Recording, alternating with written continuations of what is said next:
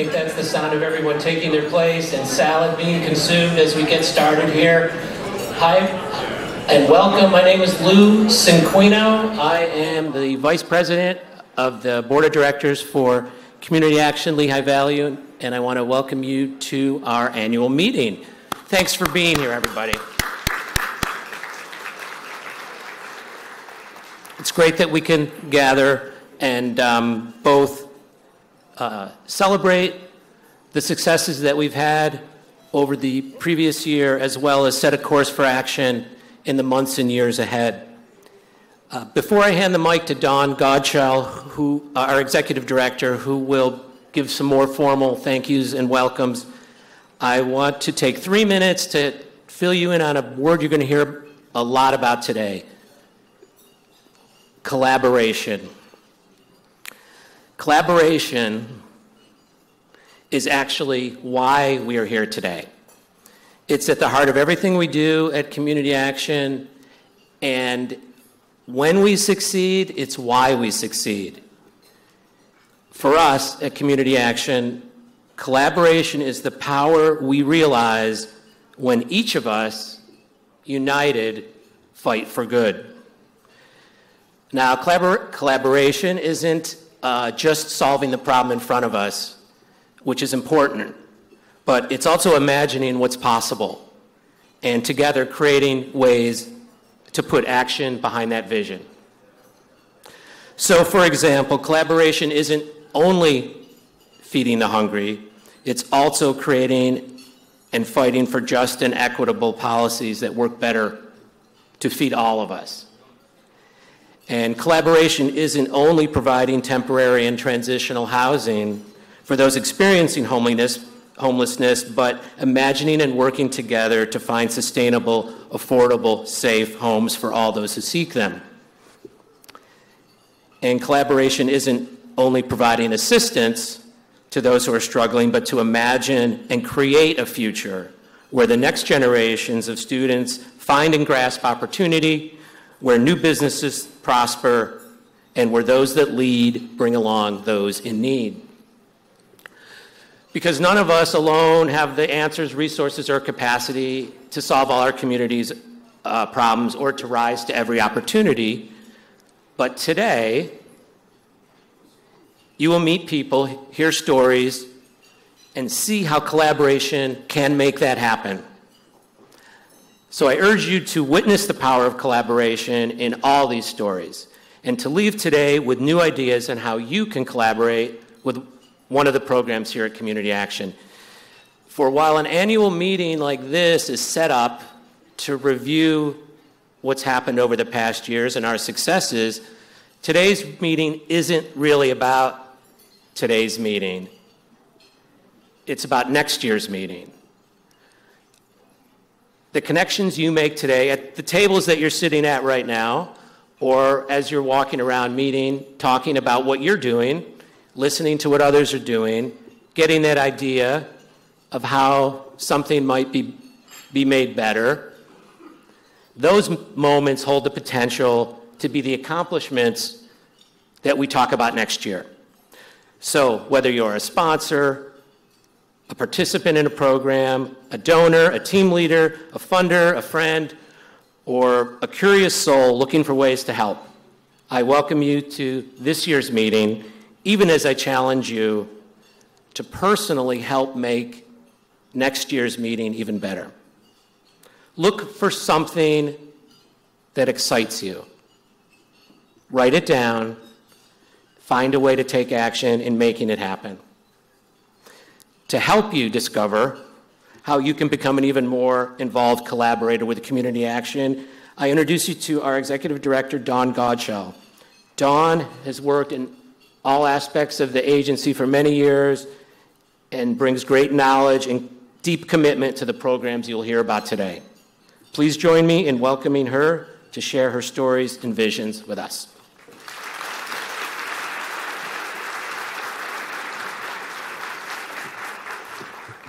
Thank you, Lou. I would like to begin by thanking our sponsors. Our workforce sponsor, the Workforce Board at Lehigh Valley, our economic opportunity sponsors, Fidelity Bank, Lehigh Valley Health Network, People's Security Bank and Trust, and TD Bank.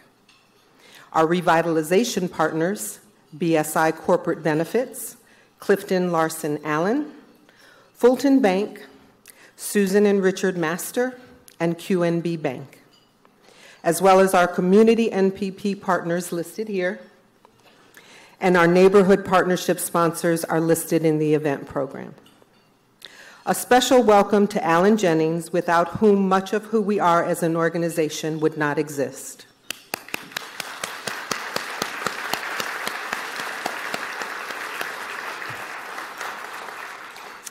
Thank you also to our board president, Zach Kabrinik. Zach, could you please stand?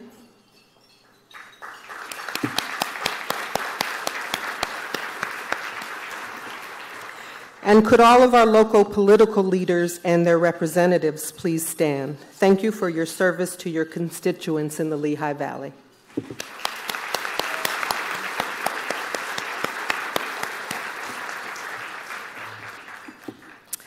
I love it when people want to work with community action. Most people think we do everything. We get calls about cats up in trees. True story, once someone left the ashes of their loved one outside of our door. I'm not sure what they wanted us to do with them, but we did end up having to take care of it.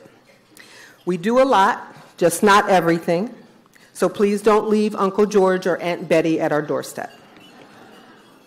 But when there are things that we can tackle, people call us. We have a great reputation of doing many things and have enough experience under our belt to get the job done right. But that goes both ways. When there are situations which would be better served by partnering with others in the community, we collaborate to get the job done. I'm so excited to see your faces here today. As Lou mentioned, the theme of today's meeting is collaboration. This packed room exemplifies that theme, and I would bet that we have partnered or collaborated with most of you here today in one way or another. It is through our relationships with so many people that we have been able to do amazing things throughout the region. The work Community Action does would not be possible without the support of our local government working together. Each plays a vital role in economic sustainability, improving the housing stock, remediating lead and asbestos in homes, fending off food insecurity, and making sure there's affordable housing for hardworking families who want to make ends meet. I am particularly proud of the relationships we've formed with our local leaders. Here to talk about our collaboration with the cities of Allentown, Bethlehem, and Easton are Mayors Matt Turk, Willie Reynolds, and Sal Panto Jr.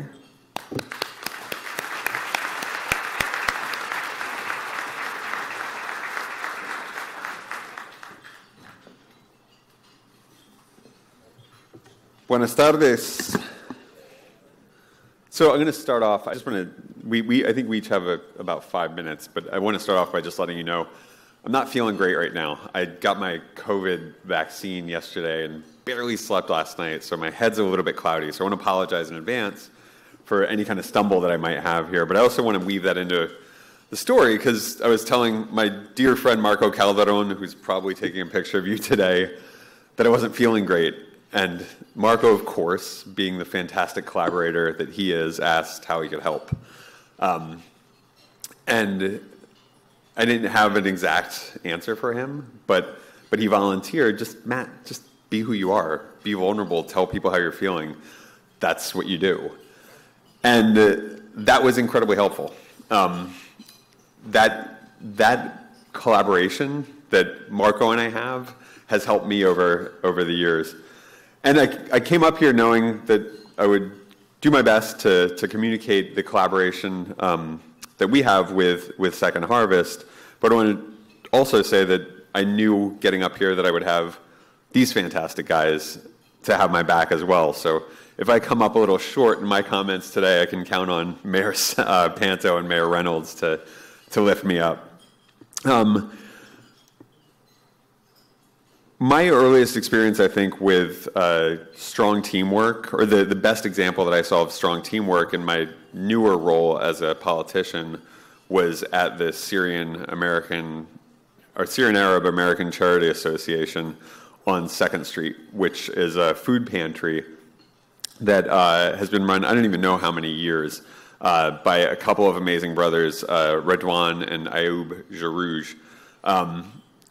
Early on, I asked, I think it might have been my friend Mike Schlossberg, for just some guidance getting started on this political journey, and he said, you got to go down to the club and work with those guys. They're going to get you started and point you in the right direction.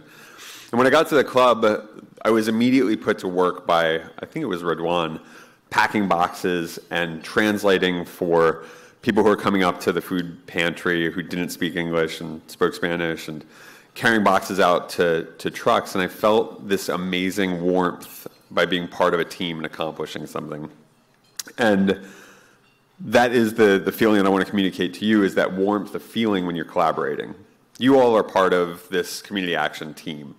And we've faced challenges together, and we've overcome them together. And we feel better about facing those challenges and overcoming them together when we are part of a team, when we're all working together to solve the challenges that we face. A lot of the challenges that we face in our cities are what, I think I saw Ed Meehan here somewhere, what Ed might refer to as a wicked challenge or a wicked problem, where it doesn't have just a simple technical solution. There's no obvious solution for these problems. There is no obvious process for solving these problems. And those problems require many, many, many hands to resolve. And that's the beauty of a collaboration, is that we can all work together. We can think creatively about how to solve those problems and come up with solutions. We can think creatively about the approach that we take to doing that. So again, I want to just thank Community Action for continuing to be a part of solving these wicked problems that we face in the city of Allentown.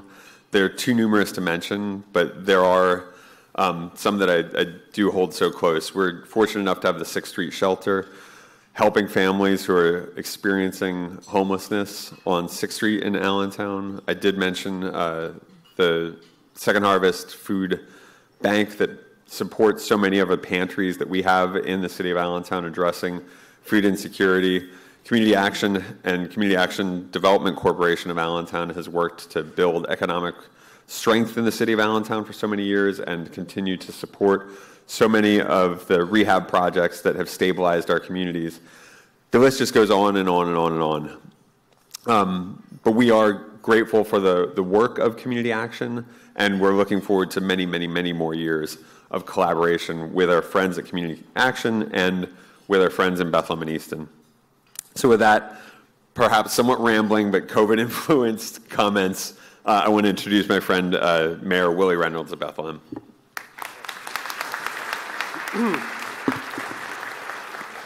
Thank you, Mayor Turk, and I want to start by thanking Dawn and everybody for putting this together. And Dawn, we should talk about the weird phone calls we get. That's a conversation we can certainly have. I also want to thank Alan is here, and it's rare that I get to say thank you to Alan. Alan was great friends with my father, who passed away a couple of years ago. But I remember when I was in high school and college, and I was starting to look into how to be involved in public service, one of the things that my father said to me was, he said, the spirit of Alan Jennings is that it's not about, how you feel about what you're doing. It's about whether or not you're actually helping people. And he said it very matter-of-factly, and then I think he went back to yelling at the TV about the Yankees game. I think it's good he's not here right now. But that's always been a spirit that I've never forgotten. And I taught at Allen High School for 13 years. And it's not about how you feel as being a teacher. It's about what those kids need. And I was walking today. I was going up to a meeting up the street from City Hall, and it was a meeting to talk, and Representative Schlossberg was there, as well as some other state reps and state senators and people on the private sector side. And we were going to talk about how they lowered the corporate net income tax. And I took a walk out of City Hall, and it was one of those days in Bethlehem where you got the leaves are falling. There's some kids from wealthy families playing across the street. And you just you think like, this is what people think of when they think of historic downtown Bethlehem. And then a woman walked by me, and she was on the phone, and she was arguing about her bill. And I just heard it for about 30 seconds. And it was like, well, what can I do about this? 2 weeks, she's like, what? And it was talking about late charges and things like that. And it just stuck with me. And then I go to this meeting up at LVDC, and we're talking about it, and like I said, good people. But the level of sophistication that people there were talking about as far as the tax code and 124AB and how do you not carry this tax interest over. And you think to yourself, like on the private sector side, there's the market that determines whether or not things are going to be successful. It can be the passion for what the market is. On the public sector side, that's not what it is. For us, there are not the metrics that are as easy about how many people that we help. Collaboration is what helps that woman on the phone with that bill. And she's never going to know about how much money we put into account or not. What she is going to hopefully one day understand is that there are people out there that are just as sophisticated and working just as hard at trying to help people from a systemic point of view when they're not trying to make money. And when I look around this room, and I see table after table of people that understand that we're proud to work with the city of Bethlehem. But what Community Action understands more than anything else is it's like we need to have the confidence that we have the systemic solutions between the private sector, the public sector, financial institutions, social service providers, that we are going to fill in those gaps, that we are not going to accept the fact that we are not helping as many people as we humanly can. The pandemic should have reminded us that we know that in this room. Everybody in America should understand the challenges in front of us. And the formula that we talk about is how do we get everybody in the same room? How do we collaborate? How are we sophisticated about the solutions? It's not just being passionate about the problems. We are all passionate about the problems. It's how can we be sophisticated about the solutions? And that's the legacy that's been built at Community Action. That's what brings people here. That's what funds these projects. That's what leads to these type of partnerships. And we're going to need that in the future, but we have that opportunity between federal dollars and state dollars and all of the different people that are throughout the Lehigh Valley that understand our systemic problems. We have an opportunity to do that, but it's going to come down to collaboration. We've collaborated before and we've produced results. We need to collaborate more than ever with the challenges that are facing our young people and our most vulnerable families. It is great to be here. We have a large contingent of City of Bethlehem employees here, staff members that are here. I agree with Mayor Turk that this is an opportunity for all of us. And with that being said, I'm going to turn over to a guy that didn't want an introduction, Mayor Sal Panta. Thank you, my fellow mayors. It's great to be sharing the stage with two dynamic young men and 350 people that really make it happen in the Lehigh Valley. And it is about collaboration. That's the buzzword of the day, but it's really the buzzword of the future. Our vice president talked about, it's not a meeting today, it's for next year's meeting. Well, next year's meeting needs to show the benefits of collaboration. To get here from Easton today, I probably went through 7 or 8 municipalities. 62 municipalities make up the Lehigh Valley. But as I always say, we may be 62 municipalities, but we're one community. And I think that's what the word collaboration means. We're all working together to move ourselves up. A person much better than me said a rising tide lifts all boats, and that's exactly what we're trying to do in Easton with the help of CACLV. As a young boy, I grew up in public housing. My dad got out of the war after everybody else had the jobs, so we didn't have a job. We needed a helping hand. And at that time, public housing was a helping hand. It wasn't a handout. And thanks to CACLV, the leadership of Dawn and Alan, that's what this is. It's a helping hand. And that's what we want to do. We want to collaborate to give those helping hands to people like those that can't least afford it. I represent a city that has the highest poverty rate in the Lehigh Valley. But I don't want to change that. I just want to bring in the wealthier people to make the percentage of low-income people go down, but the numbers don't. You hear a lot about gentrification. I don't want to gentrify Easton or the Lehigh Valley. Poor people, I was one of them, know that the difference was my dad used to tell me, you have a dream on this side and reality on that side of the bridge, and that bridge is made up of one thing, hard work. And he taught me the ethics of working hard to accomplish our goals. And I was the first person in my family to go to college and get a master's degree from the university right outside the back door here. The most important thing that I learned is that organizations like CACLV, they embody and we embody the best of America. They provide a way for everyone to work together, collaborate for the common good, transforming shared beliefs and hopes into action. And it is community action. It's not just a community organization in Lehigh Valley, it's a community action. And that's what you're all here for, action. Every person wants to feel valuable and competent, and if given a chance, they will work hard to succeed. As a former educator, I can tell you that I taught the best of the group in Easton and I taught the lowest groups. And I didn't see a difference in the drive or the hard work. What I saw was young people who didn't have the intellectual capacity because they didn't have the home life work just as hard as the people at the top of the spectrum to get ahead. And that's the important thing, I think, when I look at it. I think of a good friend of mine, Larry Holmes. You might remember he was a champion for 7.5 years. He's 73 years old today. It's his birthday.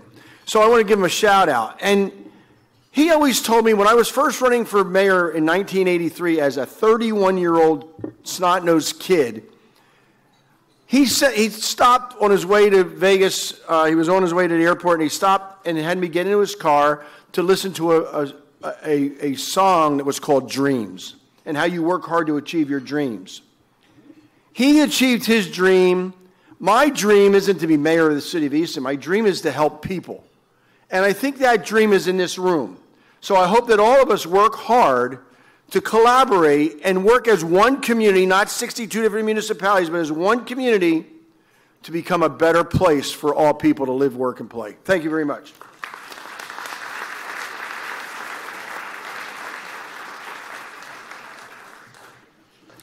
Thank you to our mayors.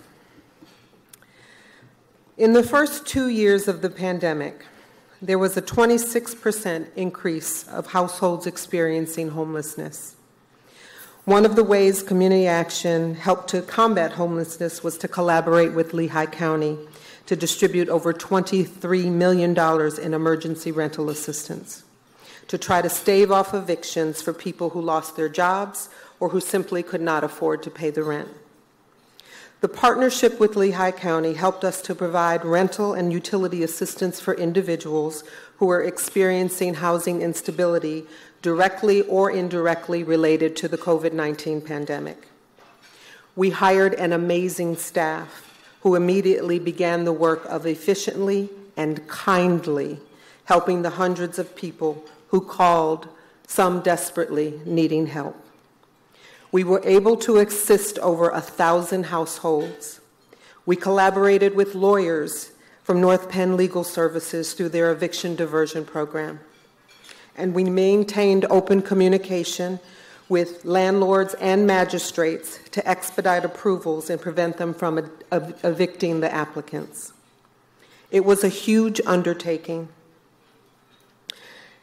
And it is still going on today as we continue to close out those participants that are still remaining and spend down the remainder of the ERAP funding.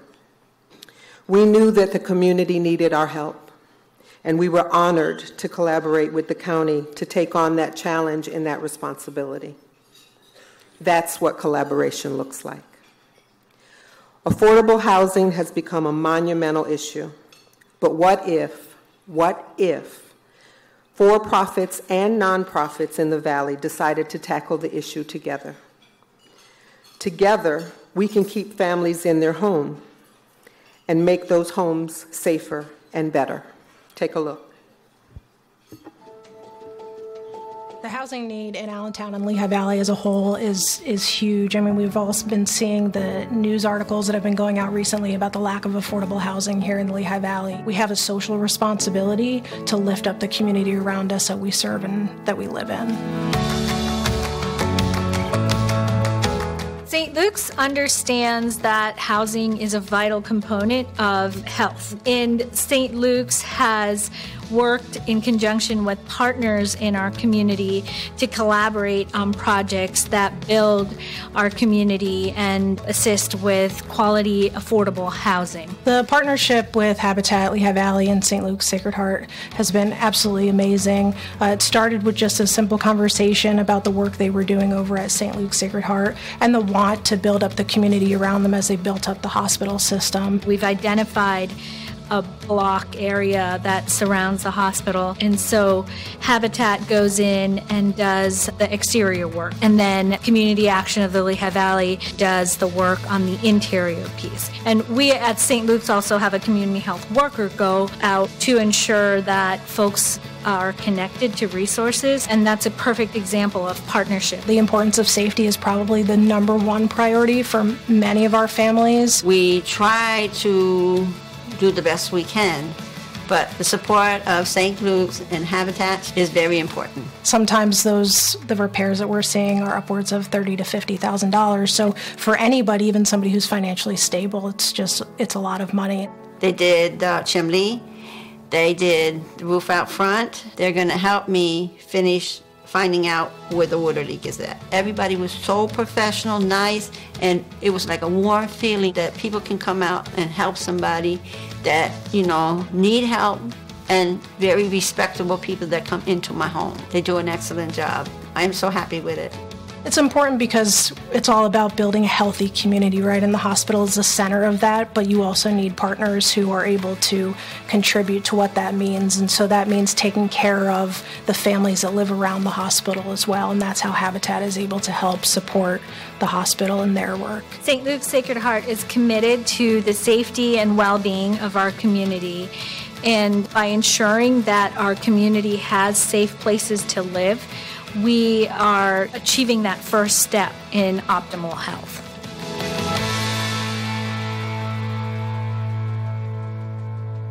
Please welcome Jess Elliott, Executive Director of Habitat Lehigh Valley.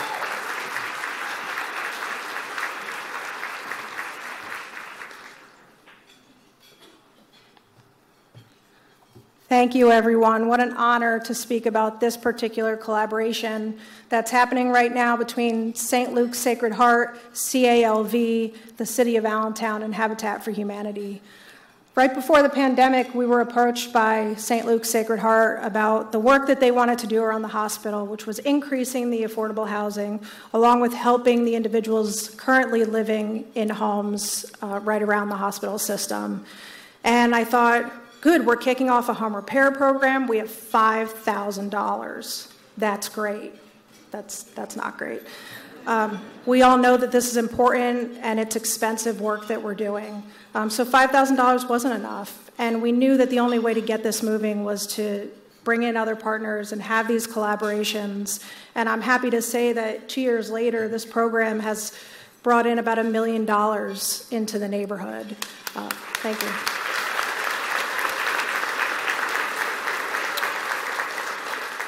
And that's not because of Habitat Lehigh Valley. That's because of the community that supports the work we're doing. It's because of the collaborations that we have formed. Working with Chuck, I got to give him a shout out over there from CALV. It's been amazing, the trust that's been built over time, the ways in which we know that we can duplicate this program moving forward, and that's what we want. We want to build something sustainable where we can duplicate the work that's being done in the city of Allentown and spread it over to Bethlehem and Easton and cover the entire Lehigh Valley. Next slide. It's hard to argue that housing is not a fundamental human need. Decent, affordable housing should be a basic right for everybody in this country. The reason is simple. Without stable shelter, everything else falls apart. Matthew Desmond. And this is not, again, just about permanent affordable housing. This is about all types of shelter. And one of the programs that CALV has is also with rental units and landlords. We need to have more affordable rental units. We need to have funded shelters, especially during winter months. And so this conversation is about collaborating as an entire community to make sure that our entire community is housed and sheltered appropriately. Next slide. You can skip that one. And the next one. Thank you to our partners, Community Action Lehigh Valley, St. Luke's, City of Allentown, and our financial partners, Pennsylvania Housing Finance Agency, the City of Allentown, BSI Corporate Benefits, Harry C. Trexler Trust, Highmark Whole Care. This is a picture of a project we did at 6th Street. in Allentown, and it seems something so minimal, but obviously you can see a safety risk here. Our program at Habitat is strictly covering outside repairs and weatherization. The partnership with CALV is that they then go in the homes, and the partnership with City of Allentown is that they take care of all of the lead abatement and remediation. So when we go to look at a house, we bring out CALV, we bring out the City of Allentown, and we all work on this project together. What that does is that it obviously makes all of our dollars go further, but it also helps the family. Putting a roof over new, keeping the elements out, that's great, but that doesn't create the healthy housing that we need. There are also interior renovations that need to be made. So as an entire partnership, we're able to touch on all of those items. Next slide. This was a home done on East Washington Street. It had some foundation issues that needed to be replaced. Again, Habitat took care of the exterior, City of Allentown, and CALV took care of the interior. House done on 4th Street, new siding, 12 windows, metal basement door, new decking on front porch and fascia, 18 feet of front porch railing, and front concrete steps were also being repaired. Again, same story. It's all about the collaboration, right? We took care of the outside, CALV, and the City of Allentown took care of the inside. This is a house we did on West Turner Street, and this is one of my favorite stories because this is the impact that our program is having.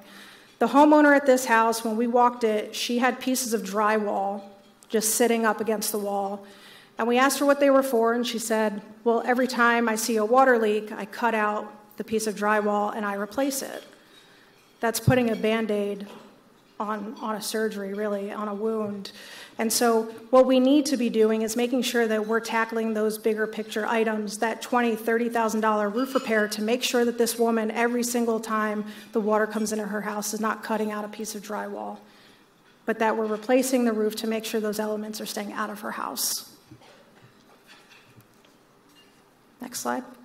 This was a rotted floor that was replaced. She had vermin coming in, insects. So we made sure that we replaced that because there was about a 4-inch gap from top to bottom of closing of that door. North Jordan Street, this is one that was done just recently. It's about bringing up the neighborhood, bringing up those around you, bringing them in.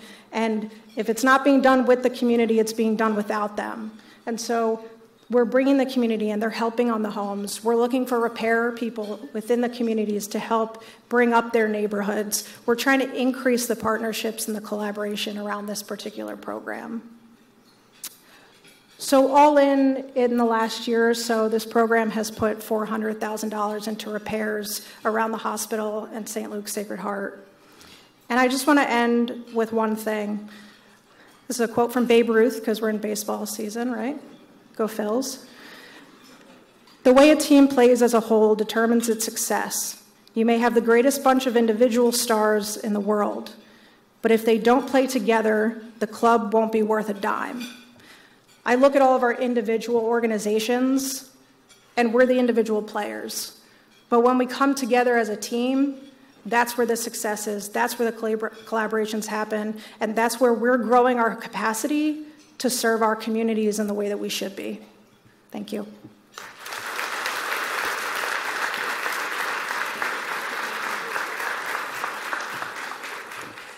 Thank you, Jess.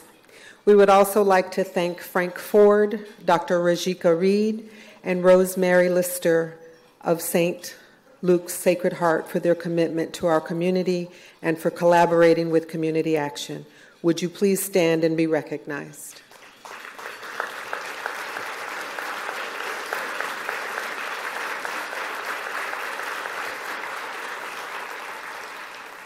And I'm sorry, it's Rosemary, not Rosemary. I got you. Thank you also to the City of Allentown and City Center for your participation in these efforts as well. The 6th Street Shelter is a 30 to 90-day short-term transitional housing program for families with children experiencing homelessness. The shelter has 25 individual apartments that allow families the dignity of not having to share facilities like bathrooms or bedrooms with strangers. The shelter helps families secure safe housing by providing services, programming, and referrals to community resources while advocating to end homelessness and housing insecurity in the Lehigh Valley. At the shelter, every day is a day of collaboration. We couldn't manage more than 24 families at a time without partnerships in the community. Highmark Whole Care visits the shelter on Fridays to speak with our participants about the importance of health care, health insurance, and other related issues. This gives our families who may be uninsured or underinsured the opportunity to speak with a trained professional who understands the healthcare system and can help offer suggestions to any questions that they might have. Wilkes University Pharmacy, the students from there also visit the shelter on Fridays to develop nutrition activities that engage both the students and their parents at the shelter to help them make better food choices. Our country is facing a huge increase in diet-related diseases, which disproportionately affects people of color and poorer communities. The pharmacy students also teach valuable lessons about medication, the importance of getting rest, and are committed to providing COVID-19 vaccines, boosters, and flu shots to shelter residents and staff. Here to tell us more about that partnership and what they fondly call Wellness Fridays is Robbie Matthews, the director of the 6th Street Shelter, Adria LeBoy, Community Engagement Specialist, Highmark Whole Care, and Nicole Pizzino, Director of Community Outreach and Innovation from Wilkes University.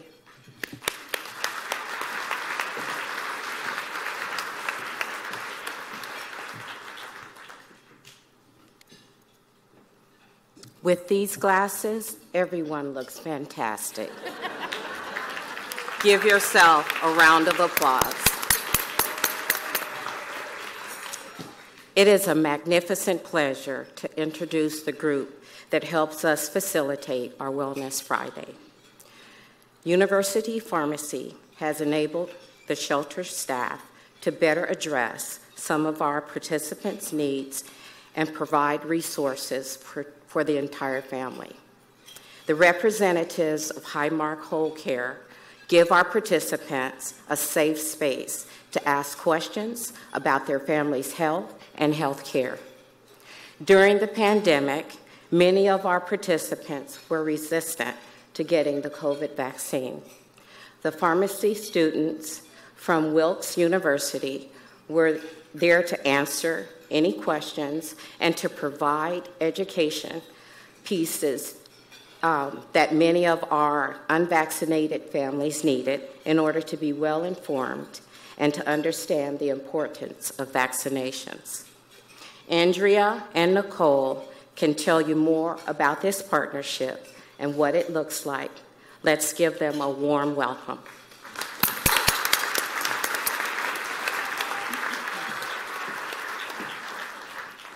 Do we have the slide with the pictures or no? Okay.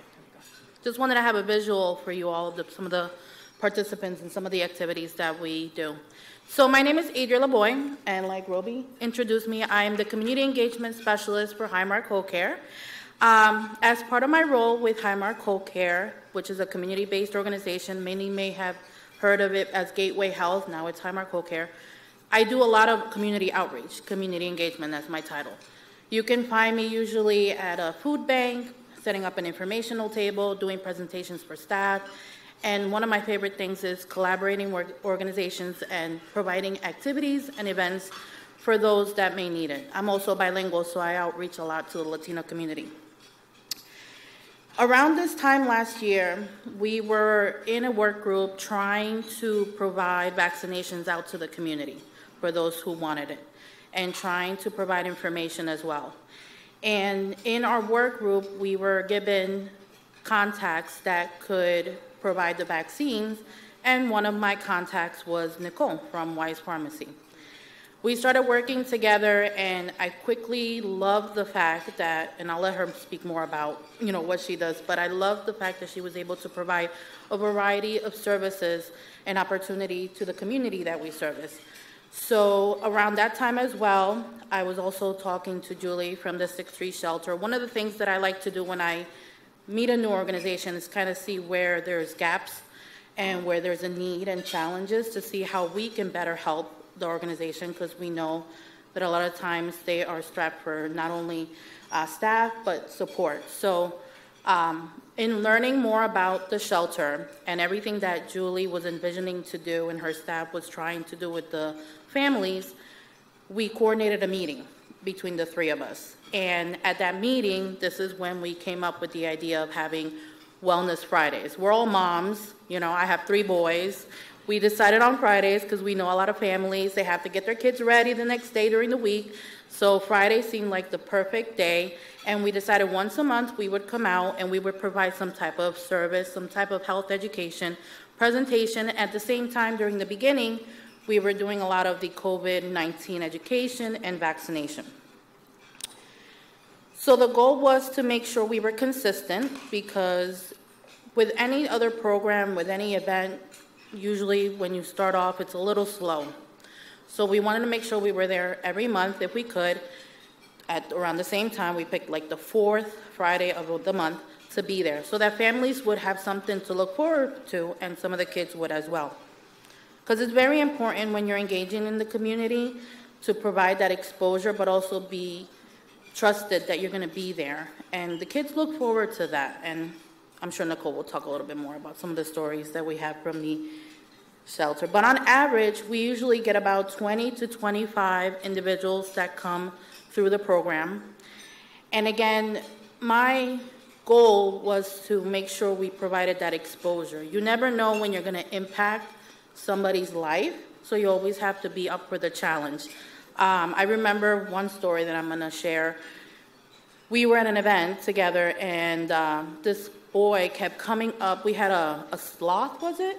Yeah, a sloth with the blood pressure cuff. He kept coming up just to play with the cuff, and we were discussing with the students. We were like, you imagine if this is like the time that he's like, oh, I want to be a doctor just so that I can play with the cuff, you know? So it's those type of things that really like warm my heart. I have the opportunity. I want to make sure I give everybody the opportunity I can, and providing that exposure, that education, that opportunity to see new things is what led us to this. And then I want to thank Community Action of Lehigh Valley. I want to thank the staff at 6th Street Shelter with Julie, and of course Nicole, for everything that we have been able to do together, because we're not only doing it here, we're doing it in other places as well. And I'll let her talk about her program.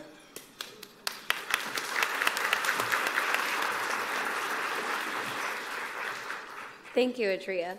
Yes, so as a community pharmacist, one of our philosophies is we serve a community. And so getting out into the community and bridging that gap is something that's very important to us. And my role with Wilkes University affords me this opportunity to really get out there. And if you partner with a pharmacy school, one of our areas of education is our students are required to have a certain number of hours in the community. So it helps achieve one of their requirements in addition to fulfilling one of my personal philosophies. So at these different events, we try and bridge those health education, those health topics to the community. So one of our first events we did there was a medication safety event where we brought some candy, we brought some medicine, blinded them, put them in a bag so you didn't know which was which, and asked the children to try and guess which was candy and which was medicine, to really reinforce the importance of never putting something in your mouth without checking with somebody or giving it to somebody that would be safe to give it to. Then we discuss proper disposal if you do see something, or if you see someone that has something, how do you get rid of it? So again, bringing these concepts to the community was something very important to us. In addition, we like to do some STEM-related activities. So we brought activities where we can create chapstick with them. So we literally taught them how to measure, how to look at the different tools that we use to create, so compounding, we can say in pharmacy. And as the children were leaving, I heard 2 of them say, oh my gosh, I've never had my own chapstick. And so being able to give them something that they could then go on and continue to use while affording them that lesson. Finally, I've heard COVID-19 vaccine already brought up today, so I'd like to ask everyone, how many of you have been offered a COVID-19 vaccine? I'm not asking if you've got it, just if you've been asked. Well, at one of our first times there, when we brought our vaccines, one of the participants and one of the people at the shelter said to me, "No one's ever asked me if I wanted a vaccine before. This is the first time I've been asked." This was less than 6 months ago, over a year after the vaccines came out. So it's also really important to us to bring health to the community and meet our community where they're at. And so I really appreciate the collaboration that we've been able to have and the different types of resources and events we've been able to share with our community. And I thank you so much for inviting us and having us here today to share with you just some of the topics that we've been able to do with our community. Thank you.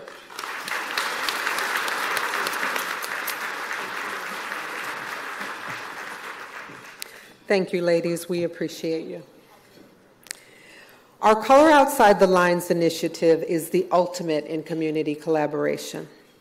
Literally hundreds of people in our community met through forums, workshops, informal gatherings, focus groups, conferences, and trainings to help create a 5 to 7 year strategic plan to address racial inequities in the Lehigh Valley and its surrounding areas. It was developed through a series of informed, community-wide conversations that focused on race, inclusion, humility, empathy, and cooperation. These conversations involved hundreds of people who agreed to work on various areas of focus and discuss how those areas affected Black, Indigenous, people of color, and all underserved communities. Candace Moody, our racial and ethnic justice community organizer, explains a bit more about that effort.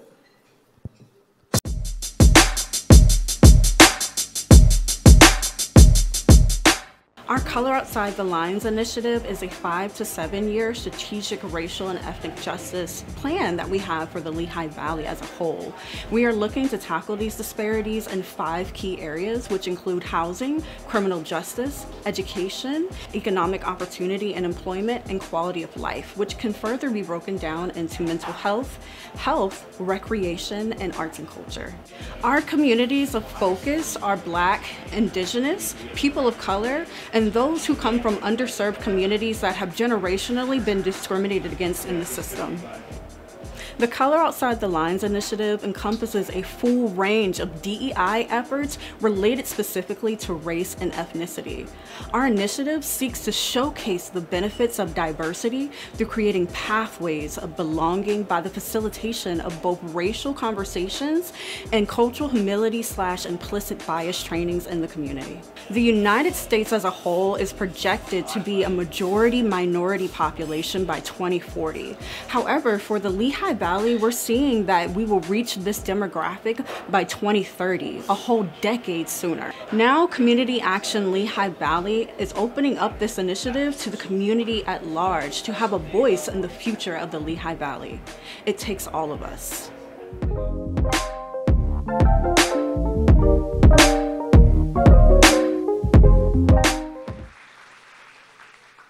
Here to tell us more about his role as chair of the Recreation Committee of Color Outside the Lines is Winston Alozzi, CEO of the Boys and Girls Club Bethlehem.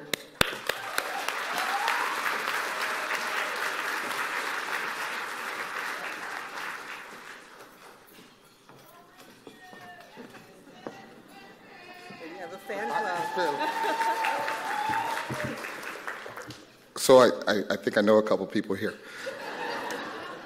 So greetings, everyone. I'm so glad to be up here today. As you know, I'm with the Boys and Girls Club of Bethlehem. That means I work with children. That means in my head there's always a way to keep people energized and activated. So I'm going to ask folks to participate in something. If you are sitting at a table with someone that you've met for the first time today, raise your hand. Nice. Hands can go down. If you are seated with someone who works in your sphere of influence or where you work, raise your hand. All right, hands down. Everybody seeing patterns? If you are seated with someone whom you've never met before, you don't work in the same agency or same sphere of influence, but you found some connectivity or a conversation, raise your hand. Nice. If you're seated next to someone and you don't care for them, no, I'm kidding. Please don't do that. The reason why I did that is for folks to see what collaboration does. Oftentimes we think of collaboration as these huge, extensive projects, these massive surveys, these wonderful things, but collaboration is sitting and talking and getting to know with people. Collaboration is voice, choice, and acknowledgement. And that's what the Color Outside the Lines initiative is about.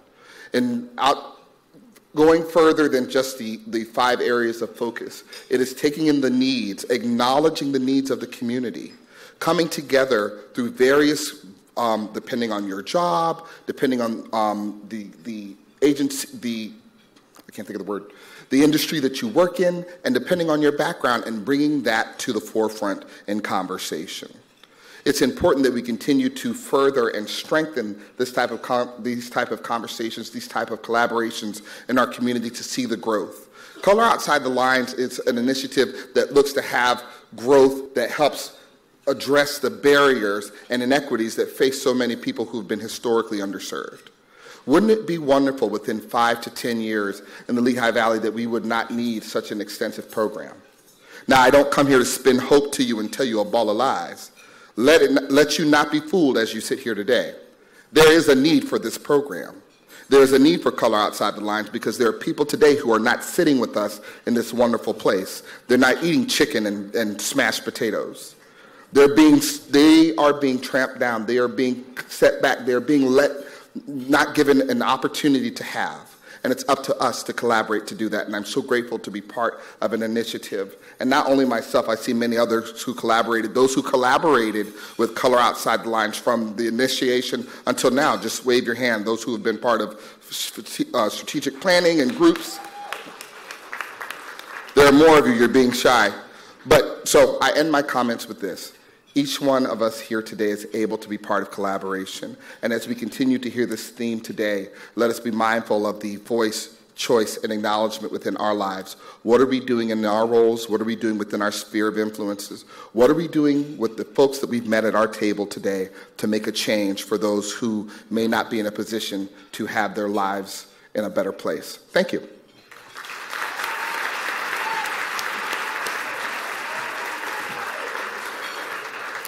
Thank you, Winston. In addition to Color Outside the Lines, our Racial and Ethnic Justice program is also comprised of 2 other programs that focus on our youth. Our SHE program, an acronym for Self-Esteem, Health, and Education, is an after-school program that encourages 5th grade girls to develop skills that promote healthy relationships, self-esteem, teamwork, leadership, and academic success.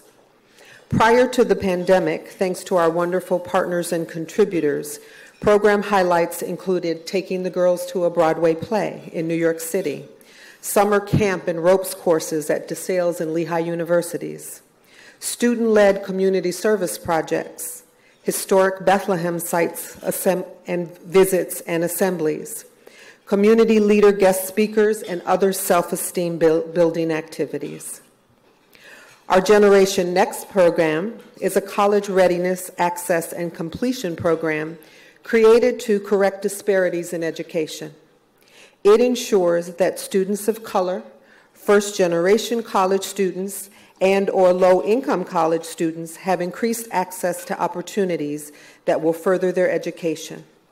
The program works with students to achieve college admission, integrate into college life, and complete a post-secondary program. Last year, to honor her husband's memory, a donor added a vocational technical component to our scholarship program to address the needs of high school students who don't necessarily want to attend college, but who would like to attend a trade or vocational school that will enhance their future career.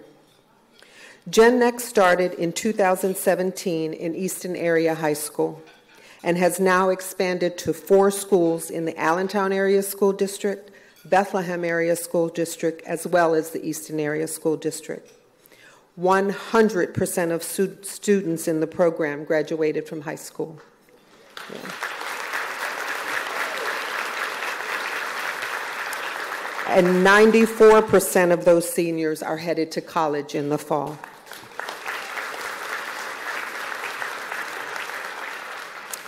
In front of you are cards to tell you about one of our Gen Next participants, Brianna White. Brianna is a recent Easton area high school graduate who participated in the Gen Next program and who is currently attending Penn State University.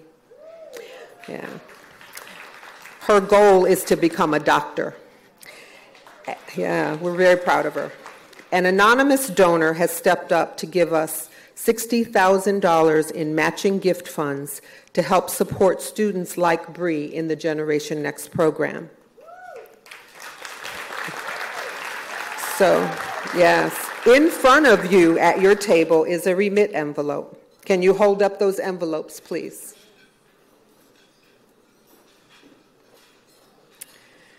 Please take advantage of this exciting opportunity to have your generosity matched dollar for dollar. You can donate by cash, check, or credit card. While you're filling out your remittance envelopes, let's hear from Brianna herself. Hey everyone, my name is Brianna White. I'm a senior graduating in spring 2023 here at Penn State University Park. My major is science with the biological sciences and health professions option. I'm on the pre-med track, hoping to go to med school in 2024. I have 2 minors, deaf and hearing studies and rehabilitation health services. Sorry about my voice. This past week was homecoming, and football is crazy here. So yeah, it has been a while since I've been back in my high school, Eastern Area High School. I loved it there, and part of the reason that I loved it there was because of the Gen Next community. Gen Next helped me find the schools I really wanted to be at, and just helped me with many different things. They actually gave us courses on, how to balance our financials and stuff, which we weren't getting throughout our normal Eastern curriculum. So I feel like Gen Next has really helped me with being able to find resources, and then also knowing that, if you don't know something, it's okay to reach out, or if you're interested in something, just go for it. And that has shown through all throughout my career. Honestly, I would say I have a successful career at Penn State. This past summer, I studied abroad, interned abroad in Cape Town, in South Africa, and it was really amazing. I interned in a hospital and got a lot of experience shadowing doctors.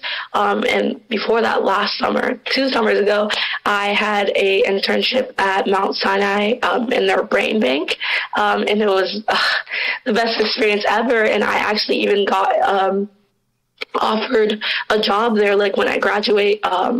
So yeah, I'm looking into doing this future-wise. I'm looking into doing a master's, a special master's program maybe within New York, but while also working at my internship from 2 summers ago, and then hopefully applying through med school or matriculating through med school straight out of that program. So that's where I'm headed. But yeah, Gen Next has been amazing, and I just hope that you all have a great evening. And yeah, thank you. Bye.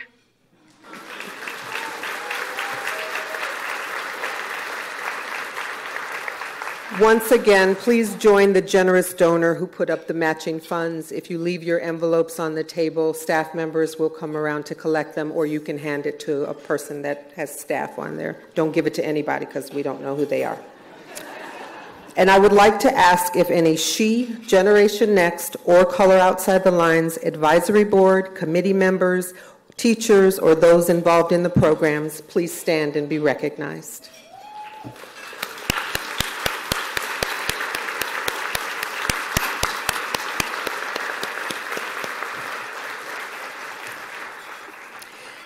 In March 2022, Second Harvest Food Bank launched a mobile pantry program and an Order Ahead pantry to bring food directly into communities facing high levels of food insecurity. The goal that truly drives our success is the aspiration to create strong community partnerships. These partnerships have been amazingly effective. The schools already serve as trusted community hubs, and food distribution serves as a major draw for people to the schools where they can access additional wraparound services. Mobile distributions are held once per month at Robb Middle School and 3 other separate locations. We distribute a large variety of shelf-stable items, fresh produce, dairy, and perishable proteins. Collectively, our school pantry program distributions serve approximately 3,000 people per month. At Robb, we distributed 42,000 meals to 750 people per month.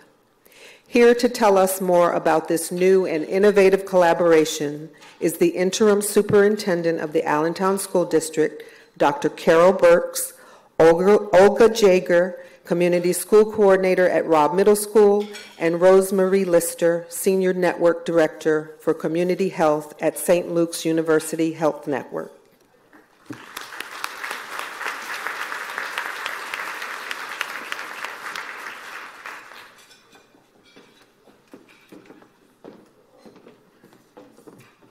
Hello, everyone.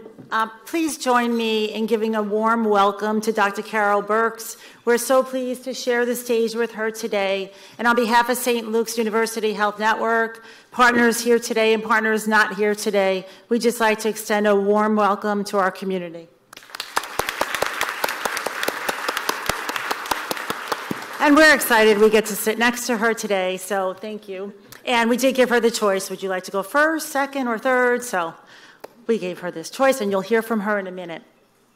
We are very grateful to partner with Allentown School District, Bethlehem School District, and Panther Valley School District in this community school model. It's an evidence-based model where the school with the need becomes the hub of the community for consistent connection to care, services, and resources. It's a place to build trust with teams and partners so that we can see the needs and the gaps on a consistent basis and then work to build capacity to meet that need. And food access has seen a 60% increase in need since January, as reported by CALV and as reported by Second Harvest. So it's been incredible to work with United Way, CALV, Second Harvest, many of you partners here today. The schools, Robb Middle School, but we also learned from Marvine School, Eric Fontanez, all the great work that Marvine's been doing for years to meet that need. So we're grateful to not only collaborate and partner, but learn from one another and be able to meet that need. And we need the support, we need the partnerships, we need the funding, but we also need volunteers, and this picture shows volunteers in action as well. So we're so proud to have St. Luke's Community School Coordinator Olga Jager, and he's not here today, but Izzy Vasquez, who's the St. Luke's Community Health School Coordinator, Activities Coordinator, to really mobilize into action and work with all of you to meet that need. And at this time, I'd like to introduce Olga, who will share a little bit more about those details of us working together, collaborating, and partnering.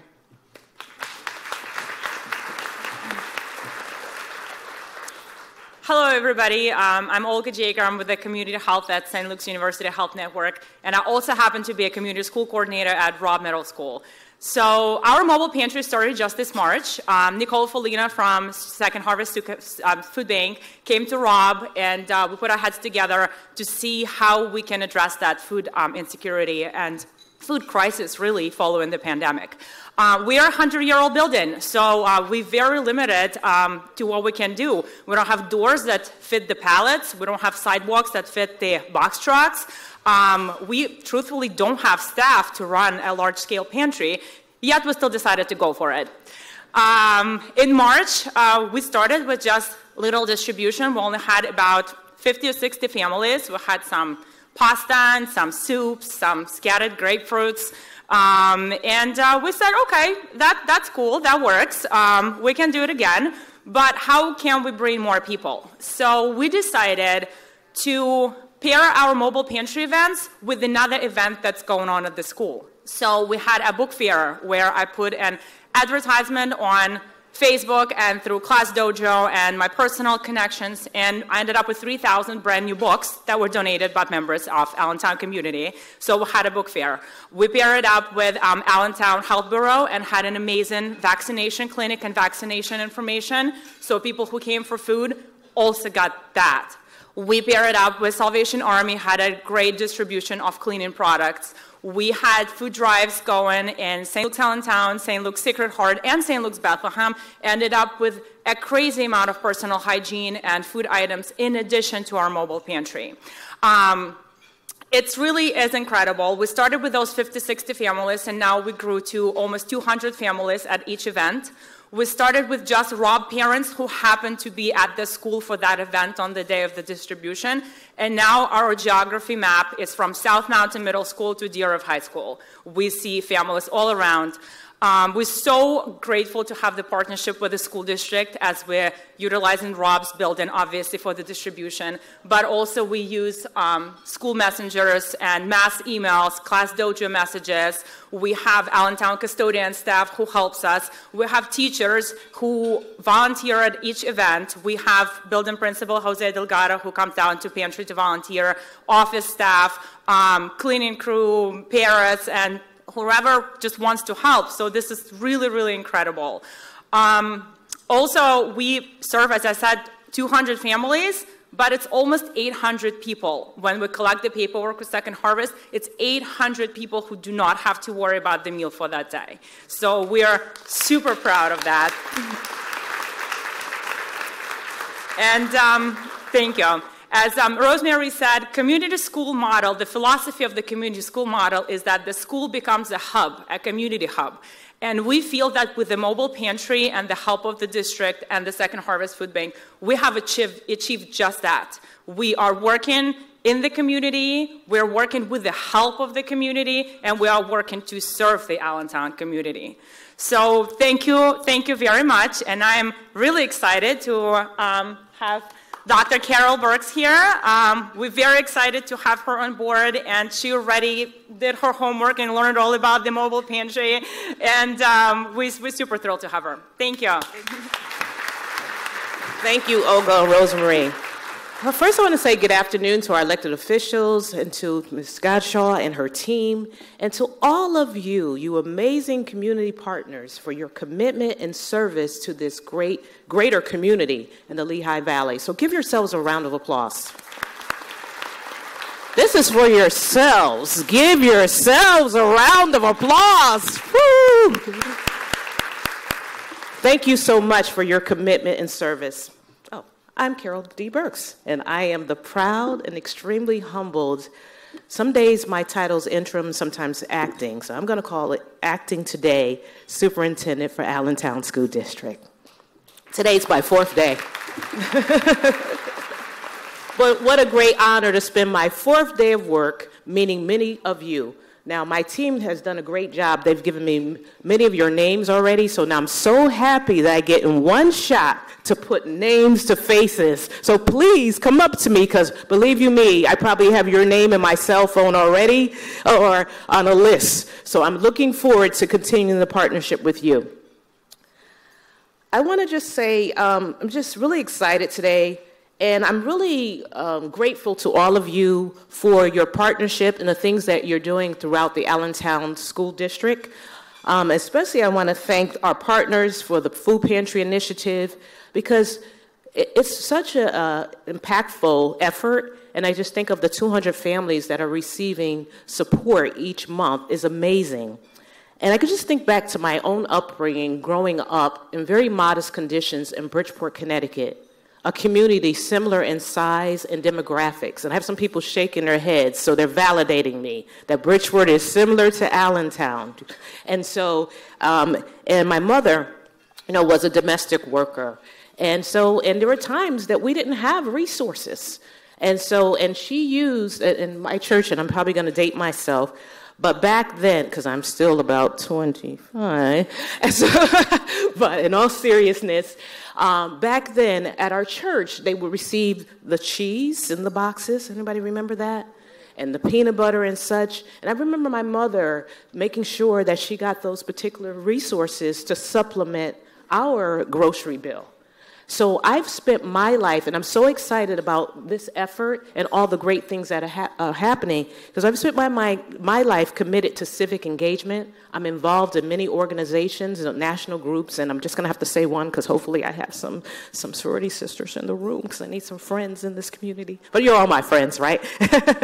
So I'm a proud member of Delta Sigma Theta Sorority Incorporated. Oh, yes.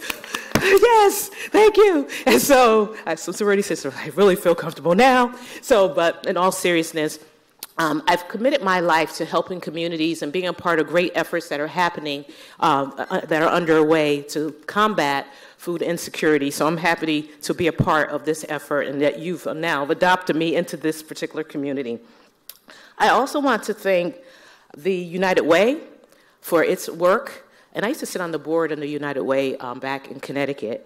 And so I am very familiar with the great things that are happening with the United Way. But especially to St. Luke's and to Second Harvest Food Bank for your commitment and dedication. I really appreciate you. And I just am so honored to be here.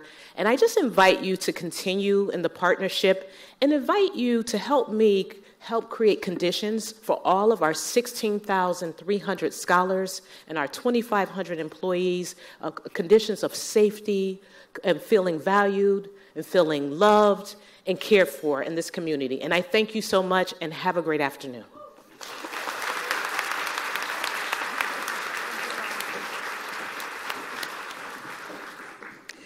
Thank you, Dr. Burks, Olga, and Rosemarie.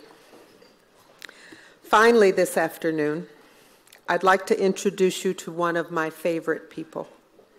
Believe it or not, his collaboration with Community Action has spanned across much of his life since he was 8 years old. He's now a successful business owner, and I am extremely proud to introduce him. Please welcome Mr. Otis McNeil, owner of Custom Weatherization.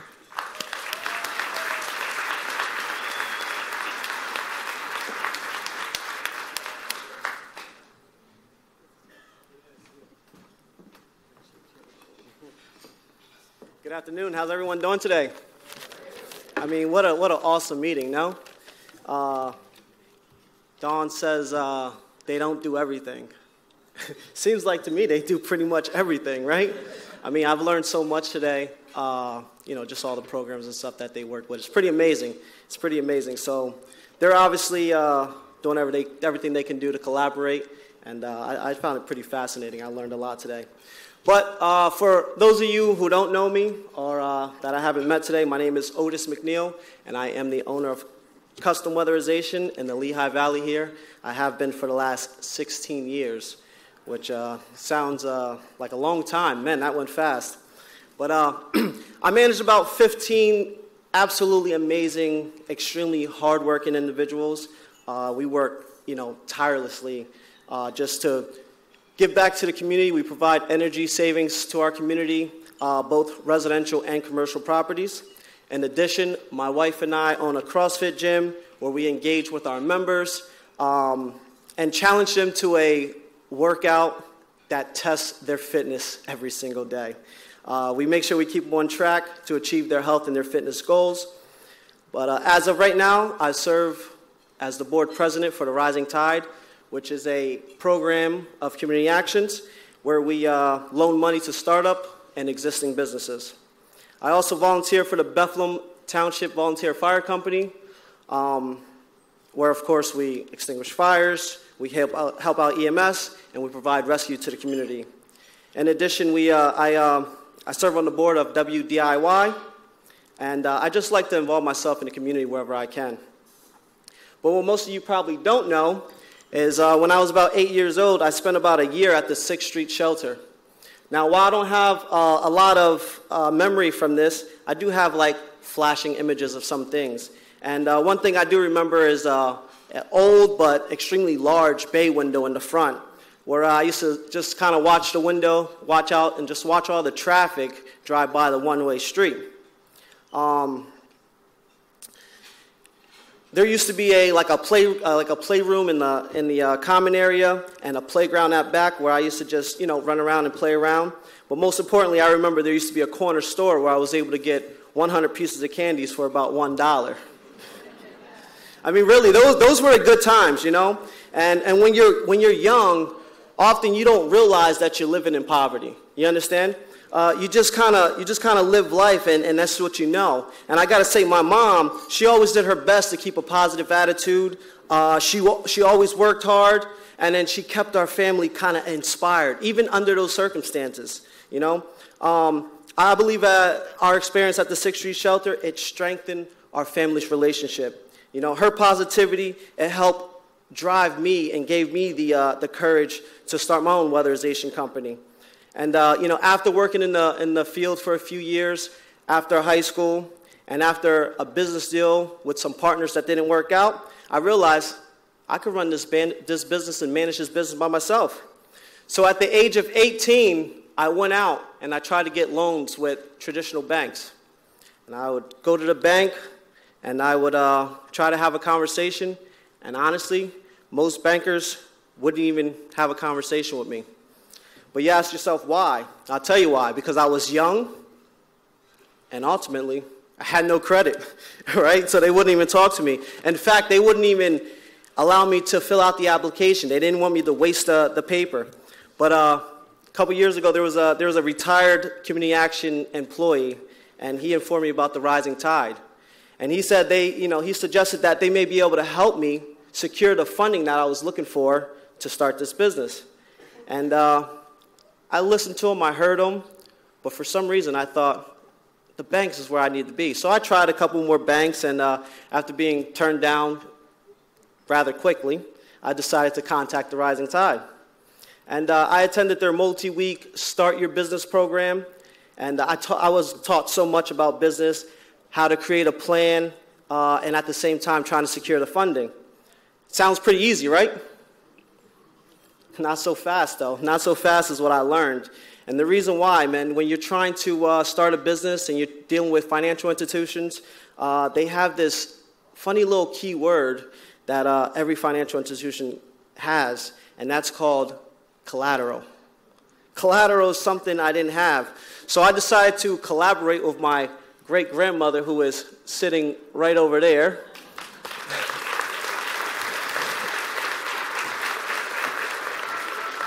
I decided to collaborate with her, and being the sweet grandmother that she truly is, she allowed me to use her home as collateral so I can get the loan. And after receiving my first loan of just under $20,000, I pretty much dove right in. I was able to buy the equipment I needed. I was able to buy all the material that I needed. But on my first day of work, I was completely broke. I was flat broke. I mean, I don't even think I had a dollar to go buy 100 pieces of candy at the corner store anymore. Not that I would be able to buy a dollar. I think if you, in fact, factor in inflation, I'd probably only get like 4 pieces, but you guys understand. But when I was broke, honestly, I didn't tell my grandmother this. That was something I wasn't going to share with her. And obviously, like, she put up this house, and then day one, I tell her, listen, I have no money. Day one, I failed, right? That couldn't be. But as a child, I realized, I never really saw a lot of nice things. I didn't know that we weren't living in a nice area or didn't have nice things. You just don't know that as a kid. It's just the environment that you live in. But years later, I met a friend, and he invited me to his family's house, and they just lived a totally different lifestyle than I've ever lived. And I got to see kind of like a world that I've never experienced before. But that inspired me greatly. It motivated me so much, and it just wanted me to achieve things that I didn't really know I could. And it just kind of opened my eyes, or merely opened my eyes to like a bigger world. But I think we all start somewhere, Some are less fortunate than others. But I believe we all have to have, some goals and some dreams. And I think that's what gives us inspiration and hope. But I embrace it. I embrace the process of reaching great success. I think our past life and our experiences is the reason why we want better or a different life. And we can choose to use our burning desire to achieve these dreams and these goals. And I'd just like to leave you with a couple words of encouragement. And I found that, it's just good to honestly just be a decent human.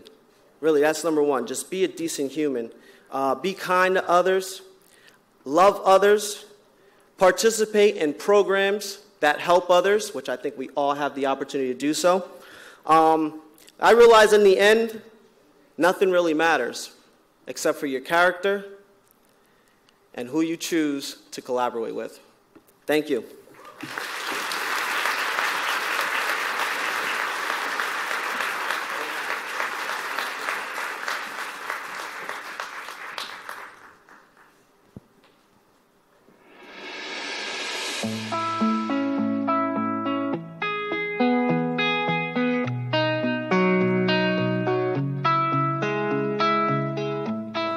So Otis, tell me what advice you would give to people starting their own businesses to keep them encouraged. If they're starting their own business, it means that they must be passionate about whatever they're doing. And I think that's the number one thing. You got to have that passion. If they have that passion, they'll keep that drive. It will kind of keep them motivated, a little inspired, because I think inspiration is key. But I think the key is just keep moving, just keep going forward. Don't stop. When it gets tough, you just got to keep pressing through. And that's what's going to kind of, take you to where you want to be. How has your collaborating with Community Action helped your business and your career? Oh, many ways. Several. Probably, too much to even speak about. Even when I was first getting started, Community Action gave me my first contract, and I was able to get work. They provided a lot of work for us, kind of kept us busy, kept us moving. That was initially. That's actually when I got into business. I was able to get that work. But even before that, or prior to that, I was able to go through Community Action and the Rising Tide to get a loan to fund the business itself. And that helped substantially. Without that, I don't think I'd be in business today. Especially not, that early in my life. I tried to go to banks and get a loan.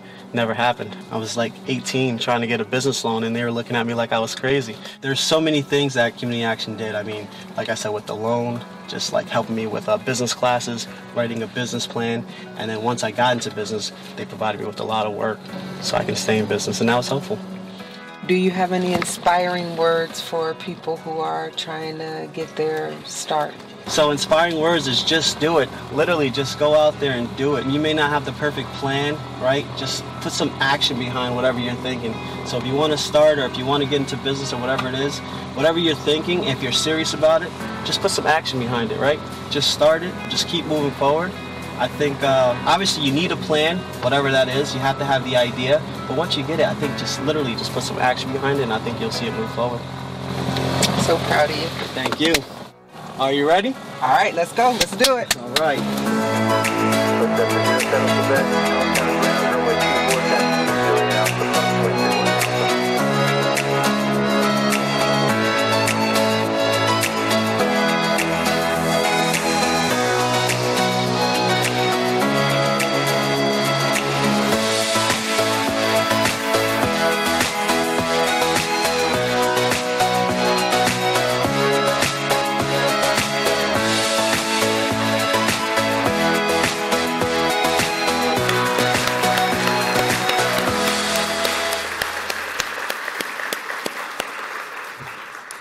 Oh my gosh, I love that guy.